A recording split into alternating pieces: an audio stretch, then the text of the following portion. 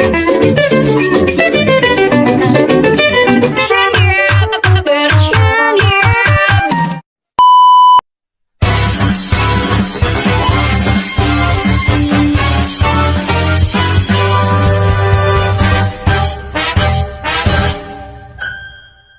think I don't wanna run to you, yeah, but there are mountains, and there are doors that we can walk through.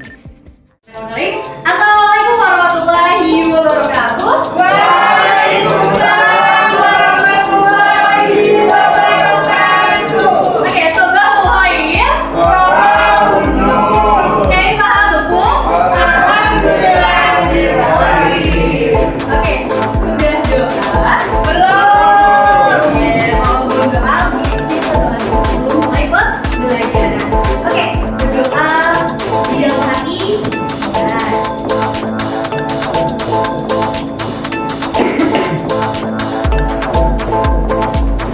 Doa selesai. Oke, teman-teman di sini berangkat semua ya?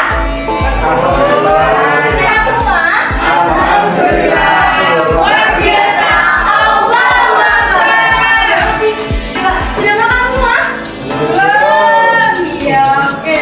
Tapi sehat kan ya? Alhamdulillah. Selalu sehat tuh dengan kimia yang manis. Oke, pada kesempatan kali ini kita akan membahas judul yaitu pembelajaran keimanan dengan metode video based learning kepada generasi strawberry. Oke, generasi strawberry aja kalau tentang generasi strawberry itu sendiri, lembek ya, kalau strawberry kan kita tahu dia keras tuh ya pada, tapi dalamnya lembek ya sama dengan generasi sekarang. Lalu kita lihat kalau fenomena sekarang itu kita sebagai pemuda banyak banget ya yang sudah melakukan dengan normal ya. Insya Allah kalau kita tuh enggak ya. Insya Allah amin kita jauh dari itu. Nah, tetapi kita kalau lihat jauh dari lingkungan kita banyak sekali yang melanggar norma. Misalnya pada video kali ini yang akan tampilkan bagaimana sih keadaan remaja atau pemuda saat ini. Silakan Mbak ditampilkan tentang keadaan pemuda saat ini.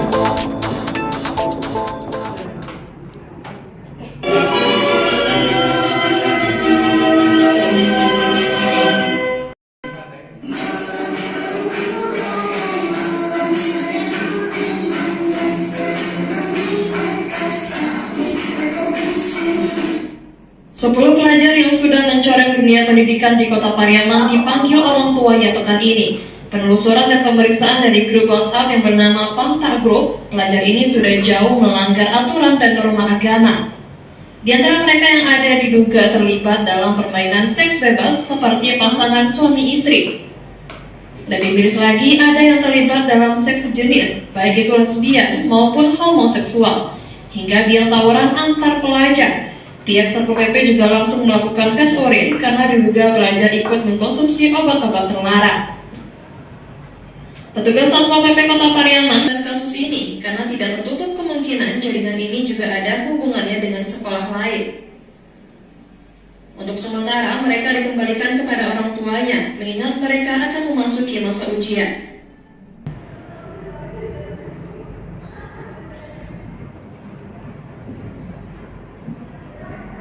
Video ini cukup penting untuk diketahui para pemain judi slot atau mereka yang baru akan terjun ke dunia slot ini. Judi slot sampai sekarang memang masih naik daun di kalangan remaja hingga dewasa, sedang digempur dengan hebohnya jackpot yang besar dalam bermain game online slot ini. Slot online merupakan game yang sangat mudah dan memiliki efek kecanduan yang besar bagi seorang yang memainkannya. Tidak sedikit orang rela mengeluarkan uang dan harta berharganya digerus habis oleh bandar slot demi memenangkan keuntungan yang besar dalam bermain game tersebut. Bahkan seorang yang bermain judi online rela menjual motor, mobil, hingga rumah tempat tinggalnya karena merasa dengan deposit yang lebih besar mereka mampu memperoleh jackpot yang lebih besar juga sesuai dengan iming-iming bandar.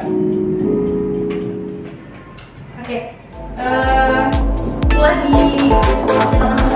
langsung tadi berita yang sama tadi yang perhatikan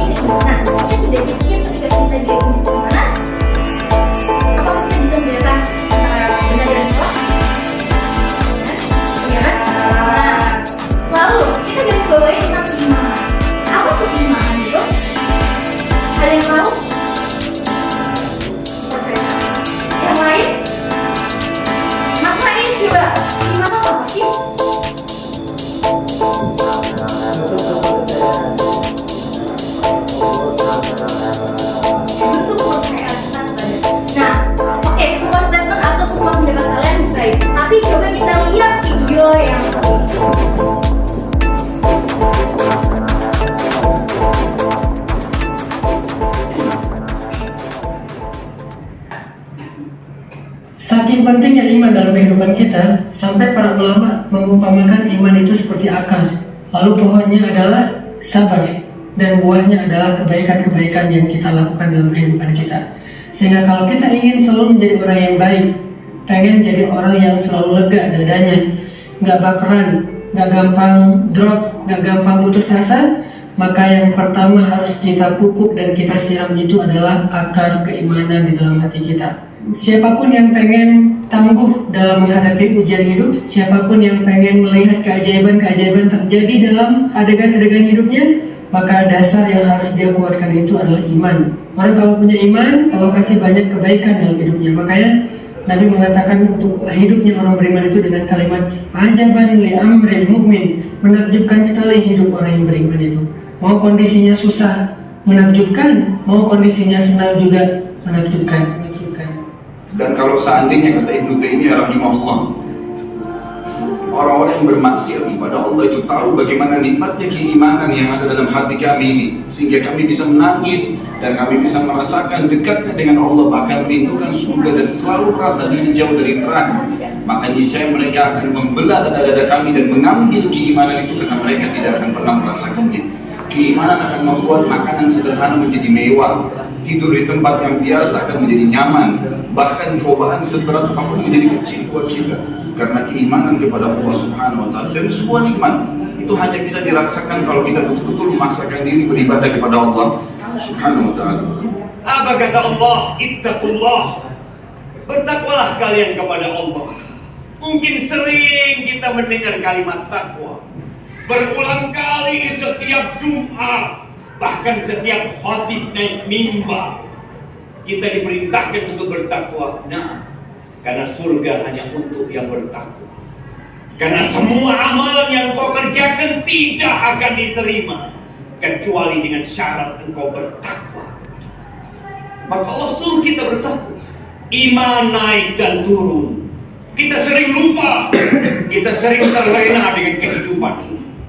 Maka Allah ingatkan kita, ittaqullah haqqa tuqatihi, dengan sebenar-benarnya takwa. Bukan sekedar ucapan di lisan, bukan status yang ditulis dalam HP, dah. Takwa yang sebenarnya. Dan janganlah kalian mati kecuali dalam kondisi Islam.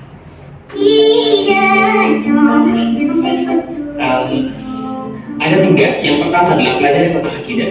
Dan kalau akidah itu selalu pertanyaan tentang why. Kenapa kita harus melakukan itu? Kenapa kita harus berdakwah? Kenapa kita harus taat? Kenapa kita harus masuk pada surganya Allah?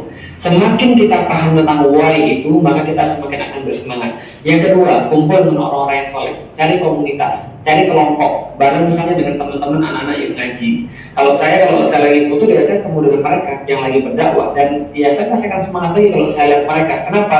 Karena foto itu adalah datangnya kadang-kadang karena kita tuh nggak berjamaah. Kalau kita berjamaah kita jadi semangat, gitu ya. Nah yang ketiga adalah ya kita berada dalam satu sistem yang mengharuskan kita untuk taat, untuk semangat, untuk senantiasa bergiroh di dalam Islam. Itu adalah tentang futur. Karena itu kata Ibnu Qayyim rahimahullah ta'ala, syukur itu adalah bagian daripada setengah keimanan. Karena itu kata Ibnu Qayyim, al-imanu nisfani. Iman itu adalah setengah-setengahnya. Setengah pertama adalah syukur, nisfun syukur wa nisfun sabr. Dan yang setengah kedua adalah bersabar. Hakikatnya kenapa Ibnu Qayyim berkata demikian? Iman itu setengahnya syukur dan setengahnya lagi sabar. Karena kita selama hidup di dunia hanyalah pergantian dari kondisi syukur dan kondisi sabar. Kita pergantian ke kondisi ketika kita diberikan kenikmatan dan kondisi ketika kita diberikan musibah. Oleh karena itu kata para ulama, umur sa'adah thalatha, sumber kebahagiaan itu ada tiga, ya kan? Yang pertama, idza utiya syakara, apabila diberi sesuatu maka dia bersyukur. Wa idza tuliya sabara, apabila dia diberikan musibah dia bersabar. Wa idza adnaba istaghfara, apabila dia berdosa maka ia langsung beristighfar.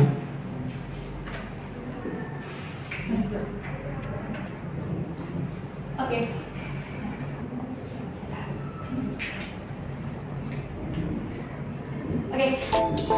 sudah melihat semua tayangan videonya tadi? Sudah.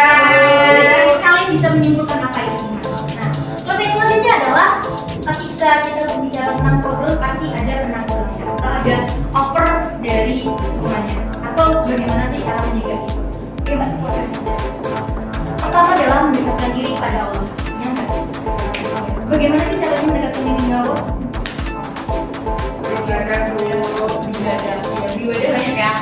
Oke, lalu yang kedua adalah kita ingat akan orang tua. Jadi setiap apapun yang kita lakukan, apapun yang kita buat, ingat orang tua. Bagaimana orang tua itu bekerja keras untuk kita. Lalu selanjutnya adalah berpendirian bahwa ketika kita berpendirian bahwa mau dari manapun karena diri kesehatannya sih kita tetap pada diri. Lalu selektif dalam memilih temannya. Selektif, perlu dong kita selektif memilih teman. Tapi bukan berarti kita memilah kan, memilih gitu. Berteman sama Mas Ajis aja, Mas Ajis pintar gitu. Misal aku nggak mau temen sama Mas Arwo kayak gini gitu ya. Lalu adalah yang lain adalah memperbanyak kegiatan positif ya. Kegiatan positif misalnya apa, ngaji, terus apa lagi kegiatan positif, organisasi, tapi organisasinya jangan melencengkan ya. Oke, apa lagi selain itu? Taklim atau ikut Risma, terus apa lagi? Yuk ngaji, kalau di sini ada masjid. Itu adalah penanggulangan dari penyimpangan atau penangkalan yang salah ya, untuk membantu. Selanjutnya selesai. Oke, pada tadi kan sudah dijelaskan dari awal sampai akhir. Nah, nanti dari evaluasi kita atau dari puncaknya dari kita belajar ini adalah saya akan membagikan Google Form untuk kalian, dan itu untuk melihat berapa daya tangkap kalian tentang materi yang saya bawakan pada hari ini.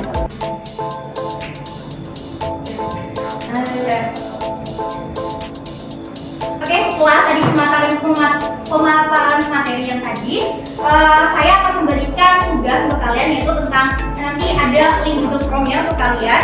Untuk kalian di sana, saya ingin melihat kalian itu seberapa jauh pemahaman kalian dari metode basic learning ini, sehingganya nanti kita bisa. Oke, setelah penyampaian materi yang tadi sudah dijelaskan dari awal sampai akhir, kali ini nanti saya akan membagikan beberapa soal melalui Google Form untuk melihat seberapa jauh pemahaman metode atau materi metode basic learning ini, untuk mengukur bagaimana kalian bisa menangkap daya tangkap dari basic learning ini dan sebagai refleksi diri, gitu ya.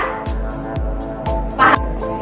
Oke, teman-teman, selanjutnya saya akan membagikan Google Form untuk mengukur sejauh mana kemampuan dan efektivitas pembelajaran materi metode basic learning yang telah dipaparkan tadi. Nah, dimohon kepada teman-teman dapat bekerja sama untuk mengerjakan secepatnya dan mengukur tepat waktu ya. Oke, paham sampai sini? Paham. Oke, sekiranya sudah paham, maka kita akhiri pembelajaran ini dengan baca lafaz atau majelis.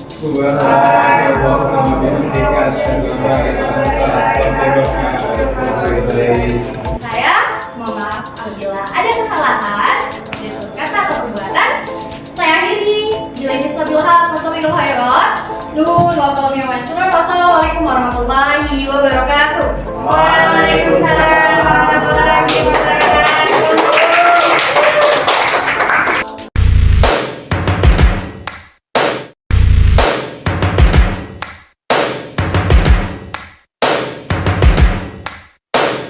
First things first, I'ma say all the words inside my head. I'm fired up and tired of the way that things have been. Oh, ooh, the way that things have been.